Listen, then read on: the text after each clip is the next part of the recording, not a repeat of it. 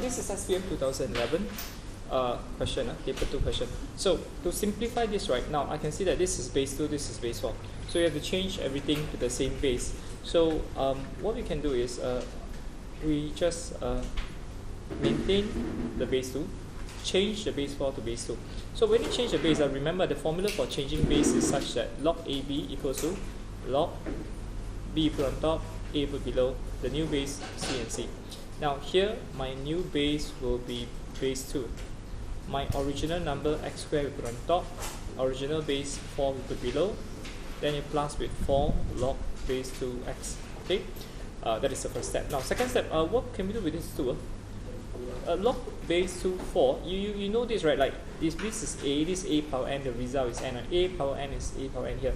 So if I give you log base 2 and 4, the result should be 2, right? So what we want to do is we want to convert this to 2, and whereas the 2 here, I can just transfer it down. The reason why I bring it down, so I can see that I can cancel them, right? And now I'm left with negative 5. Okay, let me write extra step, easier to understand. This will be negative 5 log 2x plus 4 log 2x. If you add them up, this is log 2x plus 1 minus log 2x. Now when you combine further, minus combine becomes divide. Yeah, there you go. That's your answer. Okay, then next, how do you solve this equation?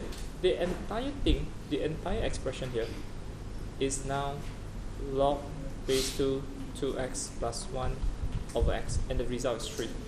So if I want to find x, I need to change from logarithm form to index form. So this is 2 power 3. And guys, what is 2 power 3? 2 power 3 is 8, right? So it times over. 6x is now 1, x is 1 over 6. Simple.